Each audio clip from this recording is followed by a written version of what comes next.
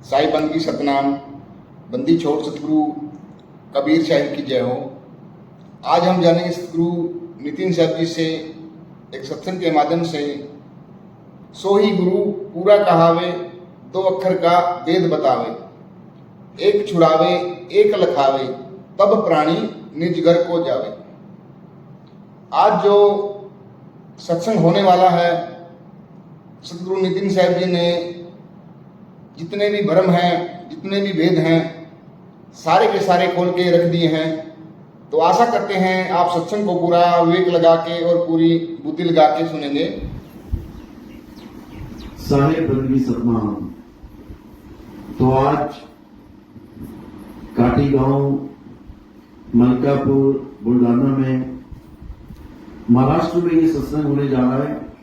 ये मूल ज्ञान का सत्संग। बहुत बड़े भाग हैं उन जीवों के जो इस सत्संग को अपने पूरे जीवन काल में बार ही सुन पाते हैं, और उससे भी बड़े भाग होते हैं उन जीवों के जो इस सत्संग को थोड़ा सा भी समझ पाते हैं। क्योंकि सुनना आसान है, आए बैठे 1 घंटा सुन के चले गए, लेकिन इस सत्संग को समझना ये बहुत मुश्किल है, जल्दी समझ में नहीं आता। जिस पे मालिक की कृपा हो, बंदी छोड़ की दया हो, परम पिता परमात्मा की अपार दया हो, केवल वही इस सत्संग को समझ पाते हैं, नहीं तो किसी को समझ में नहीं आता। बड़े बड़े ऋषि मुनि, पीर पैगंबर, औलिया ना समझ पाए, लेकिन बंदी छोड़ की कृपा है, मालिक की दया है, तो एक एक बात बड़े आराम से समझ में आने लग जाती है। तो आज इसी मूल ज्ञान को, इसी सत्य ज्ञान को, इसी आत्म ज्ञान को समझने की कोशिश करेंगे और अपने जीव का कल्याण करेंगे। तो आज का सत्संग शुरू करने से पहले परमात्मा के नाम पे जयकारा लगाएंगे। बोलिए परम पिता परमात्मा की, सतगुरु बंदी छोड़ कबीर साहिब की, सभी संतों की, सभी भक्तों की, आज के आनंद की, सतगुरु मदनपति साहिब की, सतगुरु जवाहरपति साहिब की, सतगुरु राम सेवक साहिब की, सतगुरु वरागपति साहिब की, कलीनापुर धाम की, सकल हंस को बंदगी, साहेब बंदगी सतनाम। तो कबीर साहब समझा रहे हैं कि यह मनुष्य, तुम्हारे इंसान जन्म का जो मुख्य लक्ष्य है उसे तुम भूल के बाकी हर चीज, हर काम में अपना मन लगा बैठे हो। कोई मकान दुकान में मन लगा बैठा है, उसे 24 घंटे मकान दुकान ही याद आता है। कोई बीवी बच्चों में मन लगा बैठा है, वो सोचता है बस मेरा जीवन इसीलिए मिला है मुझे कि मैं अपने बच्चों को पाल सकूं, परिवार को पाल सकूं। कोई अपना मन किसी तीर्थों में, मूर्तियों में, मंदिर मस्जिद में लगा के बैठा है कि बस मैं भगवान की पूजा करता रहूं, पत्थरों को नहलाता रहूं, धुलाता रहूं, भोग लगाता रहूं, आरती गाता रहूं। लोग लड्डू गोपाल रूपी मूर्ति को 24 घंटे सेवा में लगे हुए हैं, उसकी खिला रहे हैं, पिला रहे हैं, नहला रहे हैं, धुला रहे हैं। ऐसे ही ये जीवन धीरे धीरे धीरे धीरे बर्बाद कर दिया।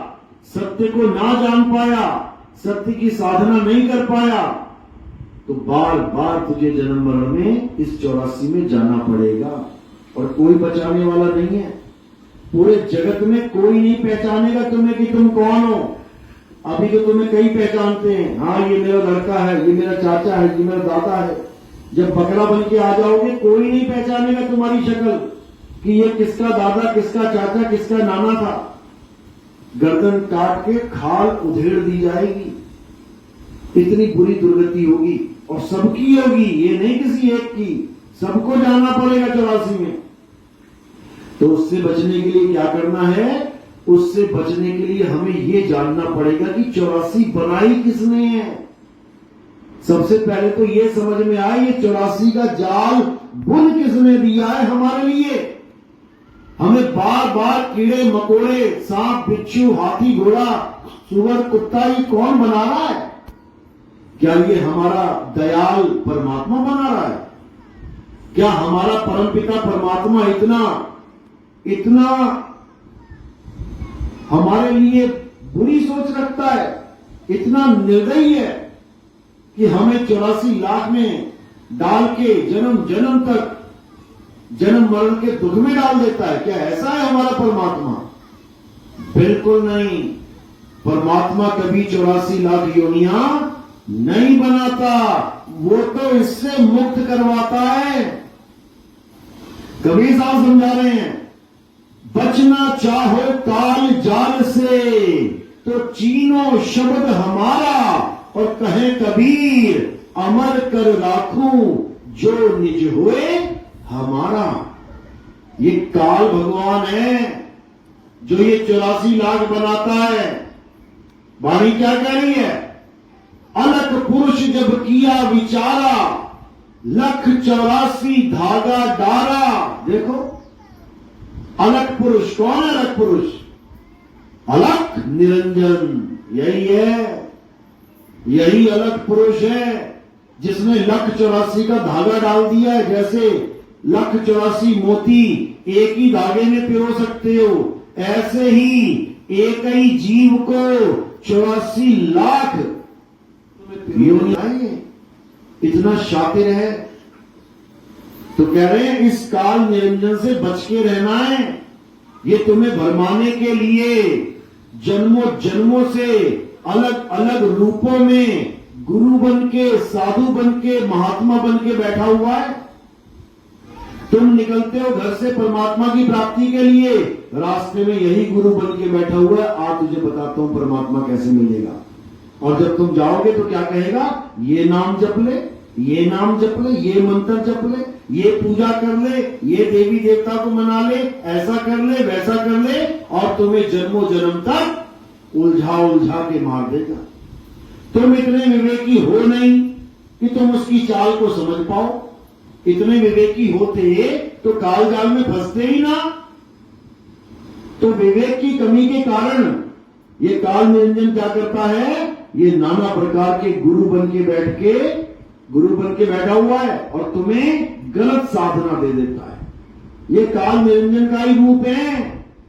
जो भी तुम्हें 52 अक्षरों में फंसा रहे हैं, कोई कह रहा राधे राधे जप ले, कोई कह रहा राम राम जप ले, कोई कह रहा अल्लाह अल्लाह जप ले, कोई कह रहा वाहिगुरु वाहिगुरु जप ले, कोई कुछ कह रहा है, कोई कुछ कह रहा है, सब कुछ ना कुछ जपवाने में ही लगे हैं। ये सब 52 अक्षरों के गुलाम हैं।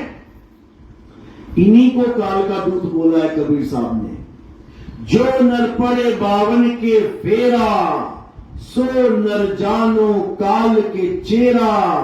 जब 52 का टूटे डोरा, सहजे छूटे काल झकोरा। फिर नहीं आए फिर नहीं जाए, सार शब्द में रहे समाये। ये 52 का जाल बुनने वाले यही काल के दूत हैं। इन्हीं से बचना है। लेकिन दुख के साथ कहना पड़ रहा है कि जीव इन्हीं के पीछे लगा हुआ है। जो 52 का नाम देते हैं उन्हीं को भगवान परमात्मा मान रहा है, और जो 52 से छुड़वाता है उसके साथ बैर करते हैं, उसको गालियां देते हैं, उसको अपना दुश्मन मानते हैं। कैसी दुविधा है? तो कबीर साहब यही समझा रहे हैं। कह रहे हैं साच कहूं जग मार न धावे, और झूठ कहें पतियाई हो। कहे कबीर सुनो भाई साधो, हमसे झूठ कहा ना जाई हो। कहते जो हमारा हंस सत्य बोलता है उसके साथ तो बैर कमाते हैं सब, और जो झूठे हैं, जो झूठ का पाठ पढ़ा रहे हैं, झूठे नाम दे रहे हैं, कहते हैं उनकी महिमा गा रहे हैं लोग। ऐसी दुविधा में फंस गए हैं। लेकिन कहे कबीर सुनो भाई साधो, झूठ कहा ना जाई हो। हमारा हंस, चाहे उसको कोई गालियां दे, चाहे उसको कोई मारे, चाहे उसको कोई कितना ही प्रताड़ित क्यों ना करे, हमारा हंस झूठ नहीं ज्ञान देगा। हमारा हंस झूठ नहीं बोलेगा, वो सत्य को सत्य और झूठ को झूठ ही बोलेगा, चाहे सारी दुनिया उसके विरोध में आ जाए। इन संतों को जहर पिला दिया गया, संतों की गर्दनें उड़ा दी गई, संतों को क्रूस पे चढ़ा दिया गया, आग में डाल दिया गया, तेल में उबाल दिया गया, लेकिन वो सच को झूठ नहीं बोले, कभी सत्य का साथ नहीं छोड़ा। उन्होंने कहा मारना है मार दो, लेकिन सत्य सत्य रहेगा, असत्य असत्य रहेगा, उसको इससे कोई फर्क नहीं पड़ता। तो वही संत शिरोमणि हैं जो सत्य के नाम पे मर गए, कट गए, जल गए, लेकिन उन्होंने सत्य को नहीं छोड़ा। यही उनकी महानता है। बस इसी प्रकार नितिन दास भी सत्य को सत्य बताता है, चाहे कोई कितना ही विरोध में आ जाए। हमें लोग कहते हैं अरे पूरा देश राम राम कर रहा है और आप कहते हो राम छोड़ दो, पूरा देश राधे राधे करने में लगा है, आप कहते हो राधे राधे छोड़ दो। अरे हम केवल राम और राधे को ही थोड़ी नहीं छुड़वा रहे हैं, हम अल्लाह अल्लाह भी छुड़वा रहे हैं, हम वाहिगुरु वाहिगुरु भी छुड़वा रहे हैं, हम वो सारे नाम सारे मंत्र छुड़वा रहे हैं जो 52 अक्षरों के द्वारा बने हैं, क्योंकि हमारा किसी के साथ विरोध नहीं है, हमारा विरोध 52 अक्षरों के जाप के साथ है। इसीलिए साहिब ने बोला कि एक नाम को जान के दूजा दे बहा और चंचल से नहीं चल बया, नहीं आवे नहीं जा। कहते एक नाम को जान के, कौन सा नाम? सतनाम यानी सच्चा नाम, दूजा दे बहा यानी कौन सा नाम? 52 अक्षरी नाम। एक नाम को यानी एक सत्य नाम को जान के 52 दे बहा और चंचल से नीचल बया, नहीं आवे नहीं जा। फिर चंचल नहीं रहेगा कि नाना प्रकार की योनियों में भ्रमण करेगा, नहीं करेगा। फिर कहां जाएगा? अपने स्वरूप में समाएगा। अरे ना कहीं आना ना कहीं जाना, आपे में आप समाना। ये तब होगा जब तुम्हारे जीवन में कोई भेदी गुरु आएगा, जब तुम्हारे जीवन में कोई तत्वदर्शी संत आएगा, जब तुम्हारे जीवन में कोई आत्मज्ञानी गुरु आएगा, तब समझ में आएगी तुम्हें कहानी। तब पता लगेगा कि मैं करने क्या आया था इस दुनिया में और करता क्या रहा। समझ लो, इसके अलावा और कुछ नहीं करना है। तो क्या करना है? अपनी आत्मा को जानना है। आत्मा के अलावा इस संसार में और कुछ सत्य नहीं है। हर चीज जल जाएगी, कट जाएगी, खत्म हो जाएगी। केवल आत्मा ही वो तत्व है जो ना तो कभी कटेगा, ना जलेगा, ना उसको कोई गीला कर पाएगा, ना उसको कोई सुखा पाएगा। नैनम छिंदंती शस्त्राणी नैनम दहती पावका न चैनम क्लोवंतापे न शोषति मारुता। हे अर्जुन, इस आत्मा को ना तो कोई शस्त्र काट सकता है, ना अग्नि जला सकती है, ना वायु सुखा सकती है, ना जल भिगो सकता है। इस आत्मा को मारने में कोई भी सक्षम नहीं है, नहीं है। इसी को नानक साहब ने कहा है, निर्भय निर्वैर अकाल मूर्त। ना तो ये किसी से भय खाती है और ना ही किसी को मारती है। अकाल मूर्त, इसका कभी अंत भी नहीं होता। इसी को गुरु प्रसाद यानी गुरु के द्वारा ज्ञान प्राप्त करने पर ही जाना जा सकता है। अगर किसी ने गुरु नहीं बनाया और सारी उम्र आत्मा आत्मा परमात्मा परमात्मा के सत्संग करके चला गया, तो वो नाना प्रकार की योनियों में जाएगा। मुक्ति नाम की वस्तु उसके लिए नहीं बनी है। मुक्ति किसके लिए बनी है? केवल और केवल आत्म अनुभवी संतों के लिए, उसी के लिए बनी है। जो आत्मा का अनुभव कर लेगा केवल वही मुक्त होगा। ये परमात्मा परमात्मा के भजन गाने से या उसका नाम जपने से मुक्ति नहीं मिलने वाली। अरे मुख से कहें कबीर कबीर तो ना कटे काल की पीर। नाम हमारा सब जग लेता, भेद हमारा कोई न कहता। मेरा भेद पावेगा सोई जिसका सतगुरु पूरा हो। मेरा भेद यानी मैं क्या हूं ये कोई बिरला ही जान पाएगा। जैसे कृष्ण जी के पुजारी कृष्ण जी की ही गीता को समझ नहीं पा रहे हैं, 7-7 दिन के भागवत करते हैं, 7-7 दिन गीता पढ़वाते हैं लोगों को, लेकिन खुद ही नहीं समझ पाते कि गीता के गूढ़ रहस्य क्या है। गीता कोई ग्रंथ ऐसा नहीं है कि उसको गीत की तरह गा दिया 7 दिन तो तुम्हारा बेड़ा पार हो जाएगा। गीता वो ग्रंथ है जिसको हम अनुभव के द्वारा जान सकते हैं कि आखिर लिखा क्या गया है, बिना अनुभव के नहीं जान सकते। मिर्च तीखी होती है, मिर्च तीखी होती है ये तुम 100 बार पढ़ लो, मिर्च तीखी होती है, मिर्च तीखी होती है, मिर्च तीखी, इसका तुम्हें अनुभव नहीं पता लग सकता। लेकिन जिसको मिर्च लग चुकी है, जो खा चुका है, वो पढ़ते ही समझ जाएगा कि ये बात कहां की है, इसको जपना थोड़ी नहीं है। वो अनुभव के द्वारा जान जाएगा कि बात तो बिल्कुल सही लिखी है, लेकिन जपना थोड़ी नहीं है। अरे मिर्ची खाओगे तब जान पाओगे क्या लिखा है। इसी प्रकार गीता में, श्री गुरु ग्रंथ साहिब में, कबीर वाणी में, पलटू दास की वाणी में, रविदास जी की वाणी में, संत नामदेव की वाणी में, संत तुकाराम जी की वाणी में, संत ज्ञानेश्वर जी की वाणी में, संत मुक्ताबाई की वाणी में क्या लिखा है वो पढ़ के नहीं जान सकते तुम, क्योंकि उसमें अनुभव ज्ञान लिखा हुआ है। जो जो उनके साथ घटित हुआ उन्होंने उसको गद्य पद्य के रूप में, कविता के रूप में गाना शुरू कर दिया। और लोग सोच रहे हैं कि शायद यही गाना भक्ति है, ऐसे भजन मैं भी गाना शुरू कर दूं स्टेजों पे चढ़ करके, मेरे नाम के आगे भी संत लग जाएगा। ऐसा नहीं होता।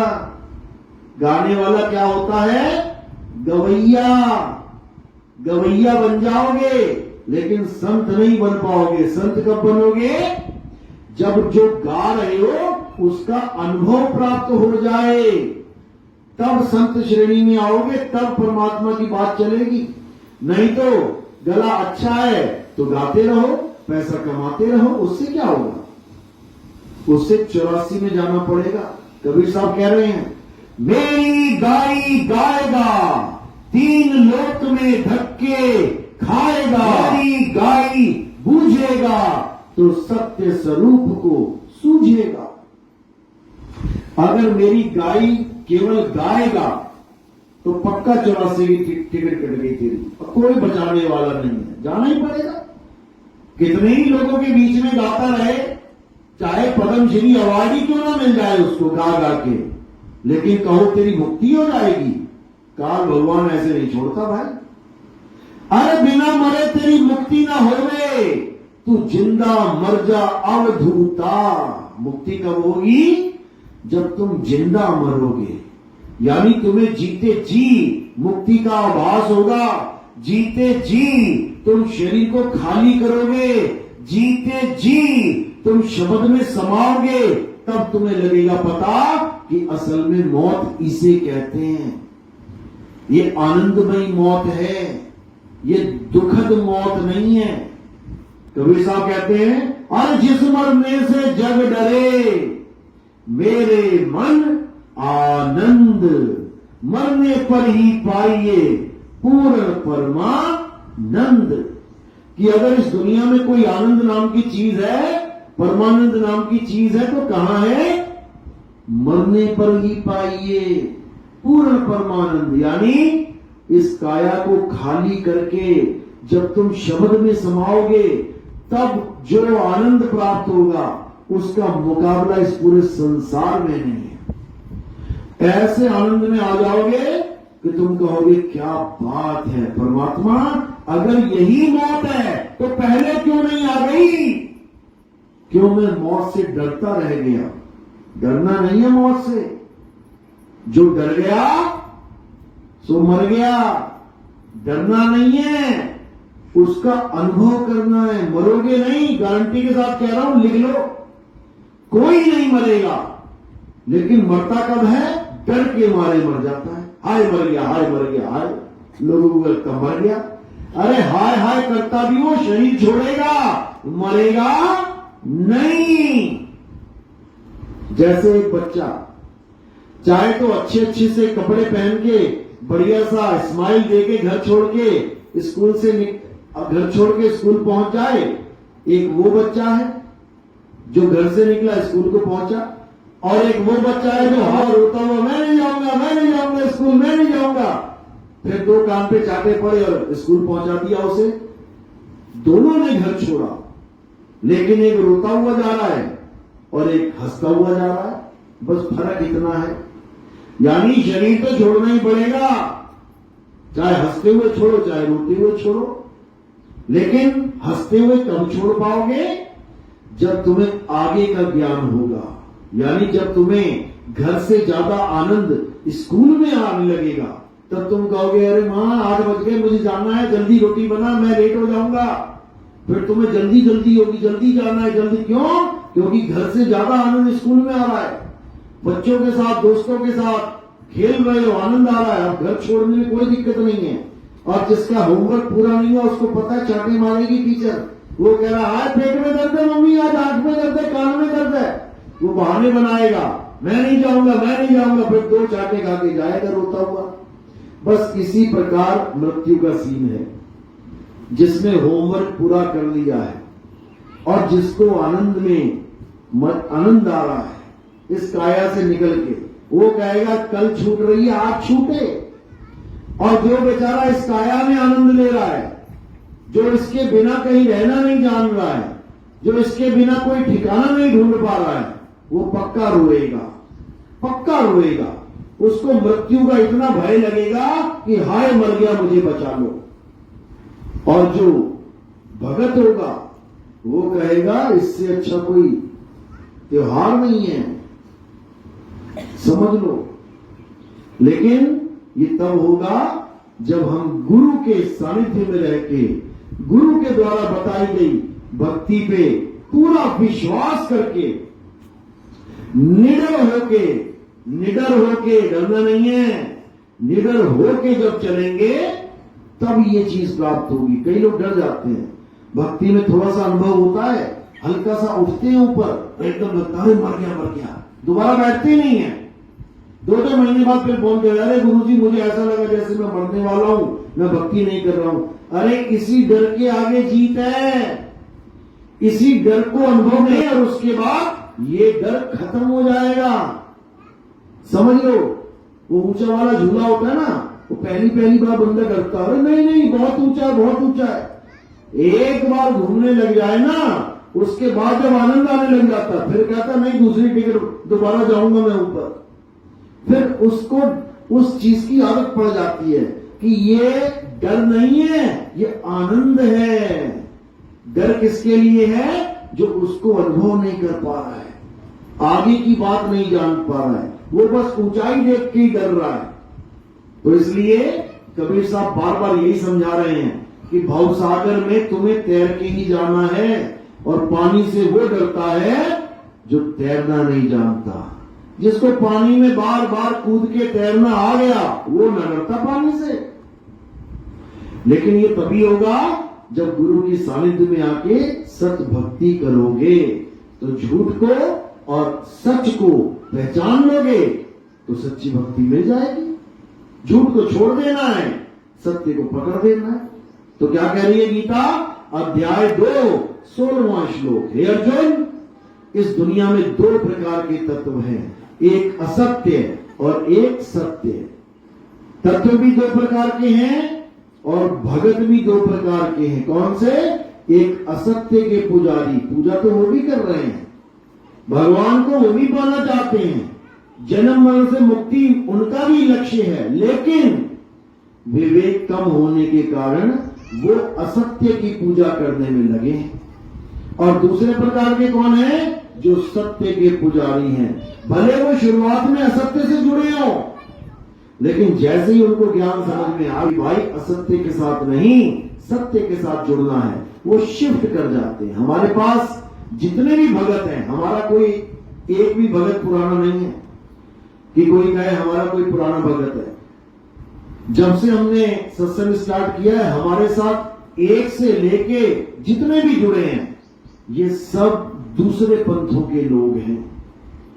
कोई रामपाल जी महाराज का, कोई धन सदगुरु, कोई आसाराम जी का, कोई राधा स्वामी का, कोई सतपाल जी महाराज का, कोई मधु परमहंस का, कोई किसी का, कोई हिंदू धर्म का, कोई मुस्लिम धर्म का, कोई सिख धर्म का, कोई ईसाई धर्म का, कोई जैन, कोई बौद्ध, कोई नास्तिक। इतने नास्तिक आ गए सत्संग सुन के, कहते हैं अब समझ में आया कि भगवान क्या होता है, अब समझ में आया कि परमात्मा क्या होता है। बात तो कई बार सुनी उन्हें परमात्मा की, लेकिन उनको लगता था कि ये जितने लोग परमात्मा की बात कर रहे हैं ये खुद ही पाखंड में फंसे हुए हैं। पत्थर पूज रहे हैं बात की, नदियों में डुबकियां मार रहे हैं बात कर रहे हैं परमात्मा की, हवन यज्ञ कर रहे हैं बात कर रहे हैं परमात्मा की, ये नाम जाप कर रहे हैं, मंत्र जाप कर रहे हैं, बात कर रहे हैं परमात्मा की। बात तो परमात्मा की कर रहे हैं, लेकिन परमात्मा के बारे में कोई नहीं बता रहा कुछ भी। मंत्र जप लो, ये कर लो, वो का, अरे परमात्मा क्या है वो बताओ पहले, तभी तो प्राप्त होगा। तो उन लोगों को इतनी बात समझ में आ गई, क्योंकि वो लोग भी जब वाणियां पढ़ते थे संतों की, तो इन लोग को तो चलो इन्होंने रिजेक्ट मार दिया पाखंडवादियों को, लेकिन वो मुझे बोलते हैं कि जब हम संतों की वाणियां पढ़ते थे, मीराबाई की, नानक जी की, रविदास जी महाराज, तब खलबली मस्ती थी अंदर कि हम ये मान तो बैठे हैं कि परमात्मा नाम की चीज नहीं है, लेकिन ये संतों पे हम संदेह नहीं कर सकते, इनको कुछ ना कुछ तो मिला है।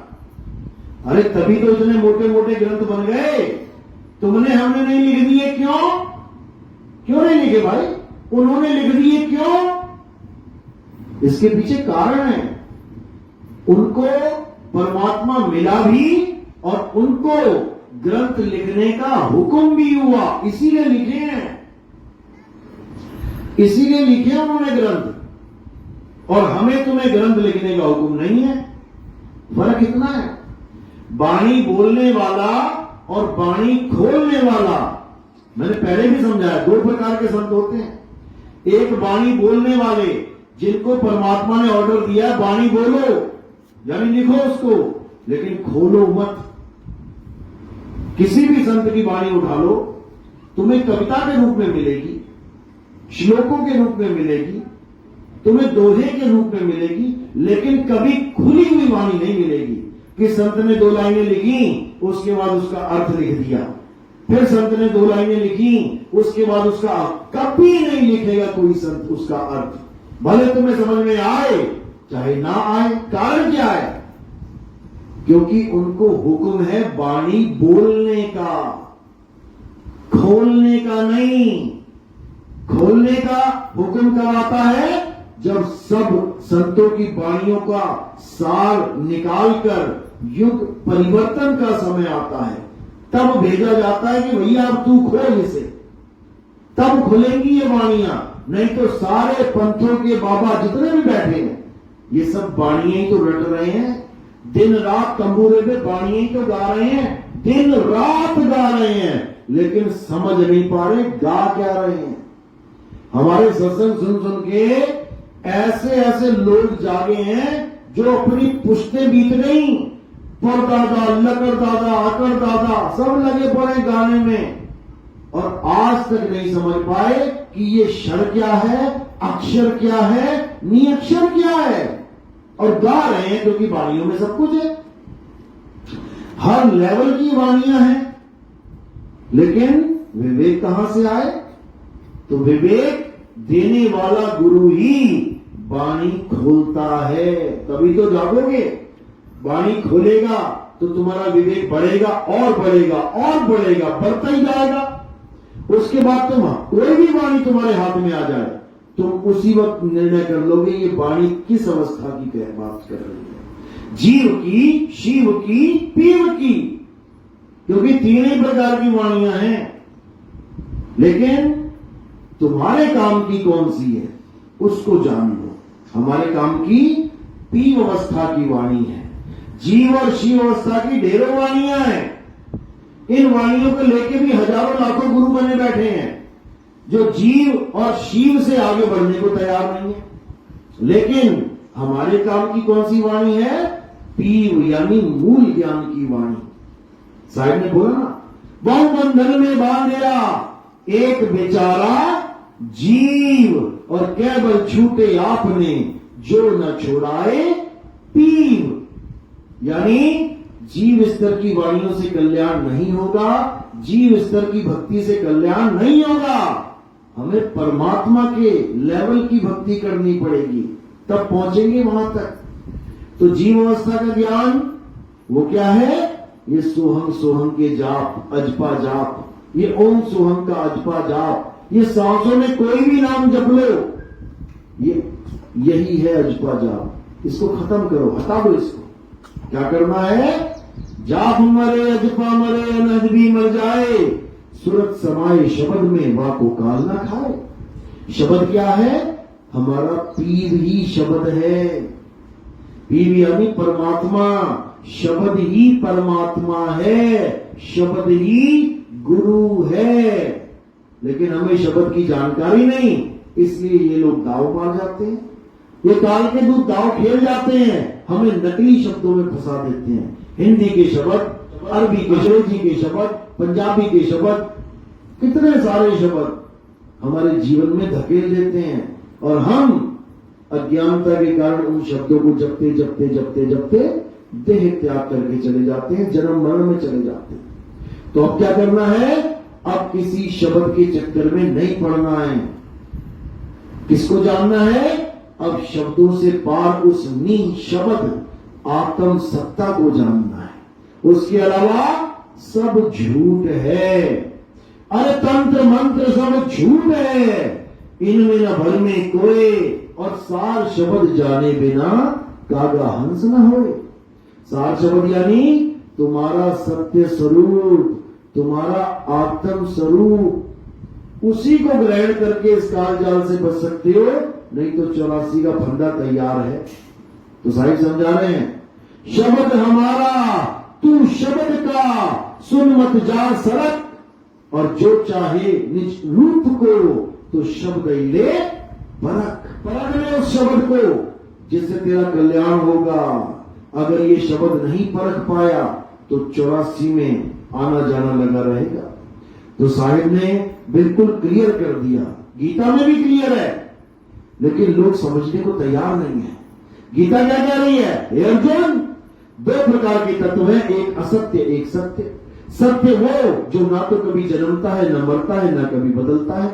असत्य वो जो जन्मता भी है, मरता भी है, पल पल बदलता भी है। और वो क्या है?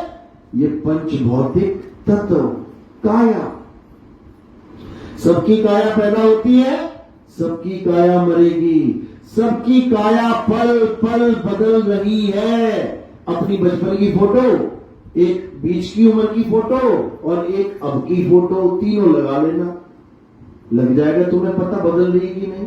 ये काया बदल रही है, लेकिन तुम पकड़ नहीं पा रहे। बचपन से लेके आज तक तुम रोज शीशे के सामने खड़े होते हो। ऐसा कोई दिन होगा जब तुम शीशे के आगे नहीं खड़े हुए।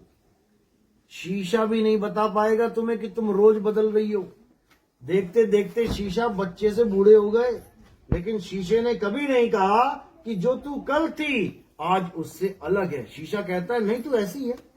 देखते देखते देखते देखते बाल भी सफेद हो गए, खाल भी ढीली हो गई, लटक भी गया चेहरा, दांत भी टूट गए, सब कुछ हो गया, लेकिन हम पकड़ नहीं पाए, इस माया को पकड़ नहीं पाए कि ये मुझे रोज बदला रही है, हमारी काया को रोज बदल रही है। नहीं पकड़ पाए माया के खेल को, ये इतना भ्रमित करती है।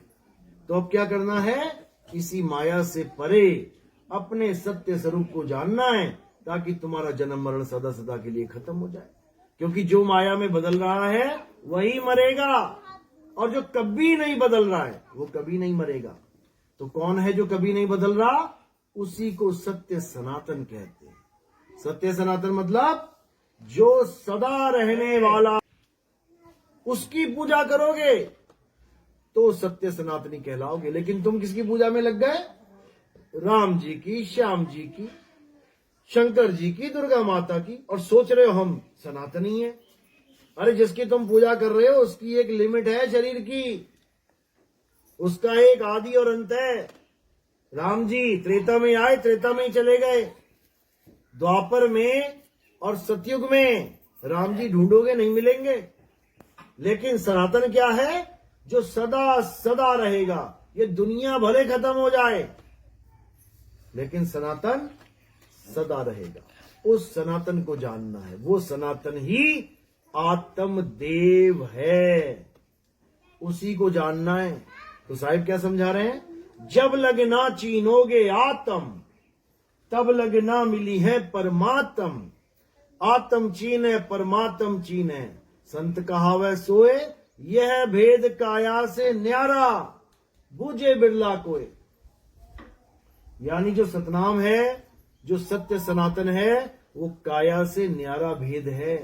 ये काया का खेल नहीं है कि तुम काया में घुस जाओ, इंगला पिंगला सुषमना में तुम सारे चक्कर जागरण करने लग जाओ। इससे कुछ होने वाला नहीं है। इससे तुम्हारा अनमोल जीवन, अनमोल समय बर्बाद ही हो रहा है। इसके अलावा और कुछ नहीं मिलने वाला। तो अब क्या करना है? अब हर प्रकार की भक्ति का त्याग कर देना है और केवल आत्म भक्ति, सत भक्ति, बस इसको जानना है। इसको जान लिया तो समझ लो सबको जान लिया। तो इसके अलावा बाकी सब झूठ है, समझ लो। तो मालिक क्या समझा रहे हैं?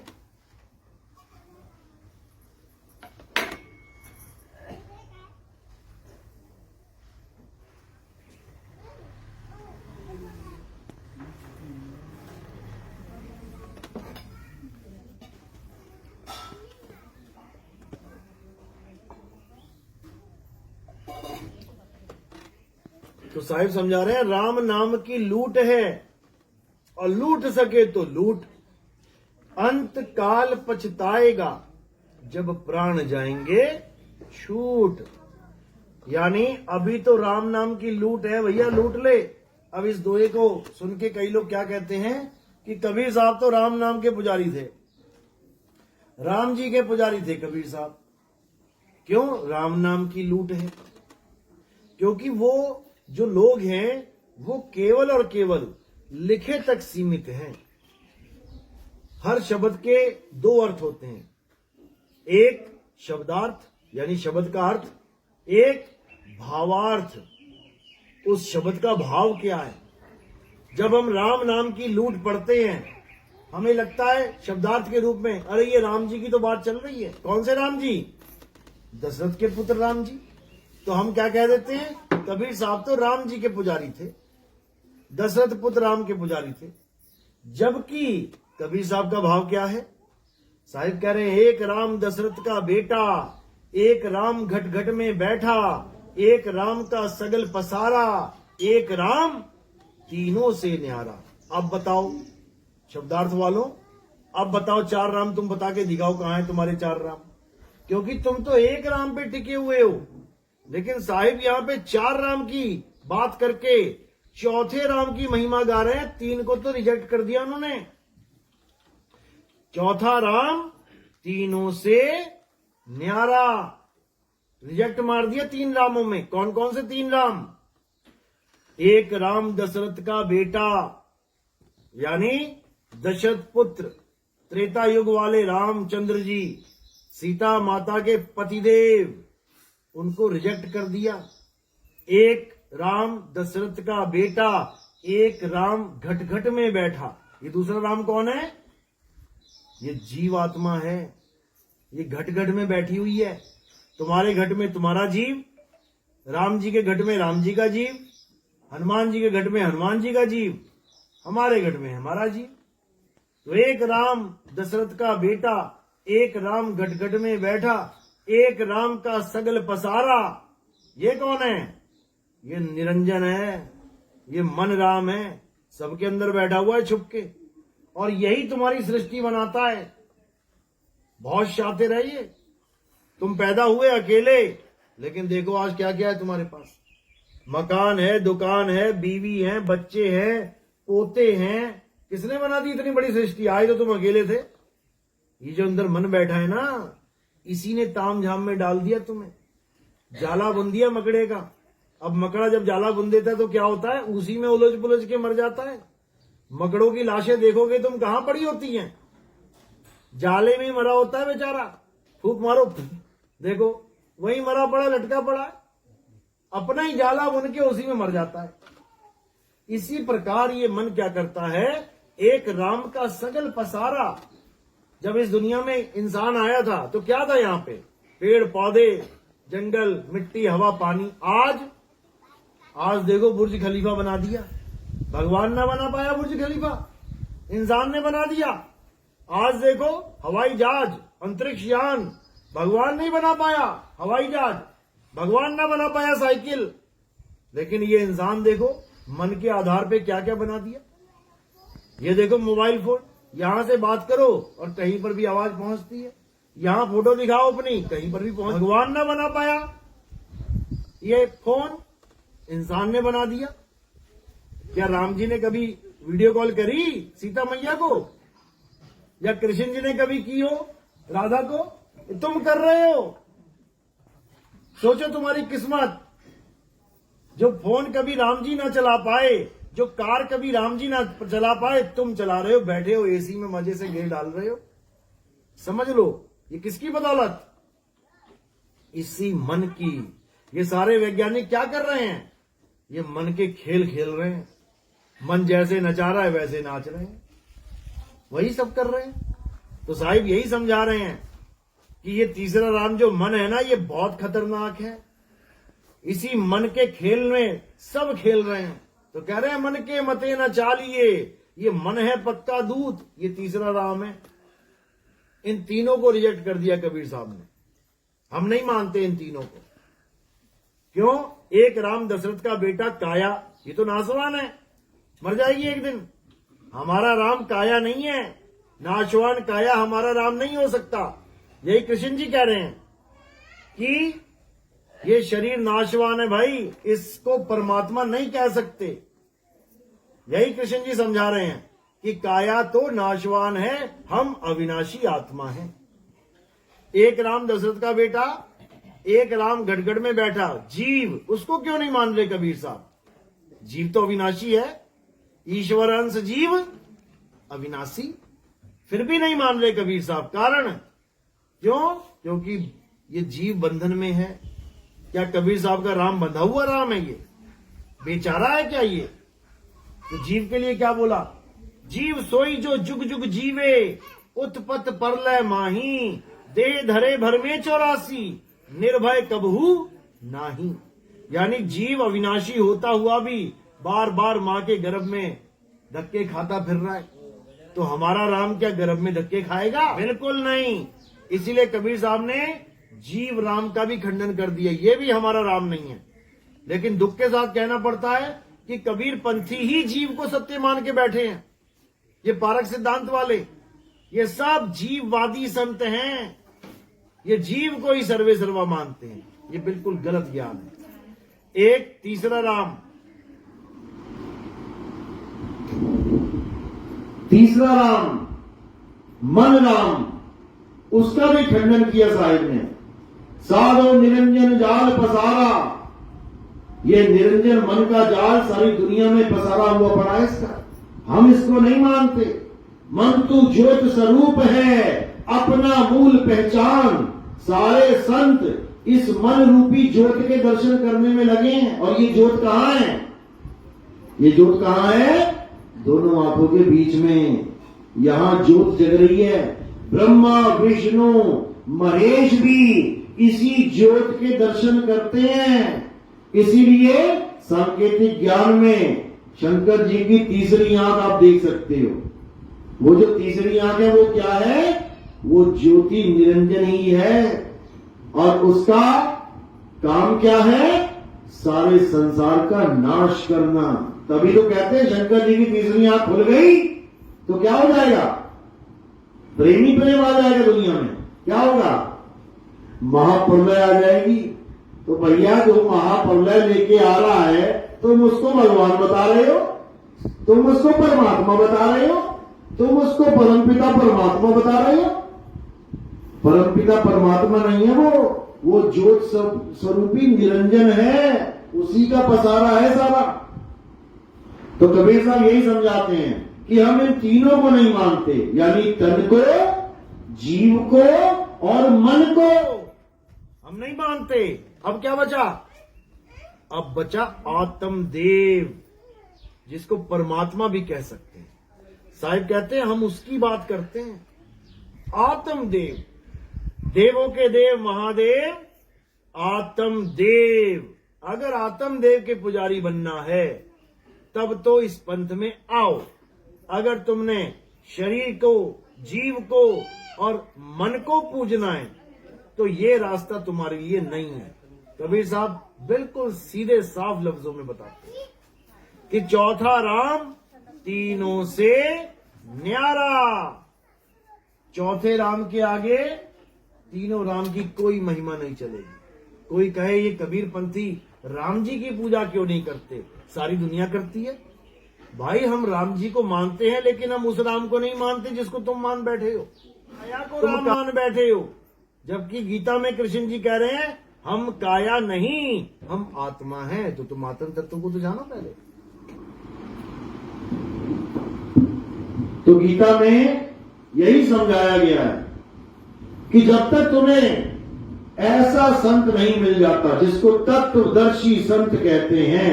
अध्याय 4 34वां श्लोक, हे अर्जुन, अगर तुम सत्य को जानना चाहते हो, अगर तुम सत्य को प्राप्त करना चाहते हो, अगर तुम आत्मा का ज्ञान समझना चाहते हो, तो तुम ऐसे तत्वदर्शी संत की शरण में जाओ जिसने आत्मा को जान लिया है, जिस पर आत्मा दयाल हुई है।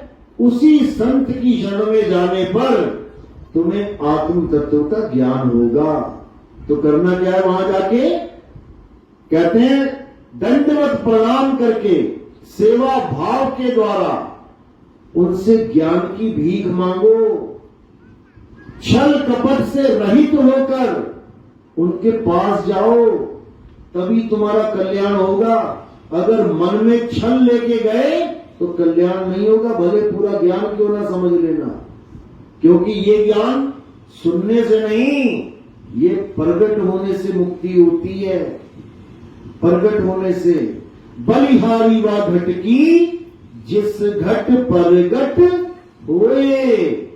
ज्ञान सुनने से, बातुनी बनने से कुछ नहीं होगा। ज्ञान सुन के तुम सुनाने लग जाओ, हो गया तुम्हारा काम।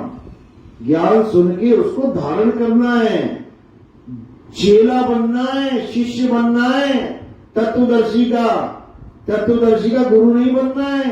और तुम जाके उसको समझाने लग जाओ तो आज के लोग ऐसे ही हैं, जिससे ज्ञान लेते हैं उसी को कहते हैं तू नहीं समझा मैं समझाता हूं तुझे। तो लोग बहुत शातिर हैं। इसी शातिरपने को, यानी इसी छल कपट को छोड़ने का जिक्र किया है अध्याय 4 34वें श्लोक में। जबकि अर्जुन क्या छल कपट वाला था? क्या अर्जुन छली था? वो धर्मात्मा था।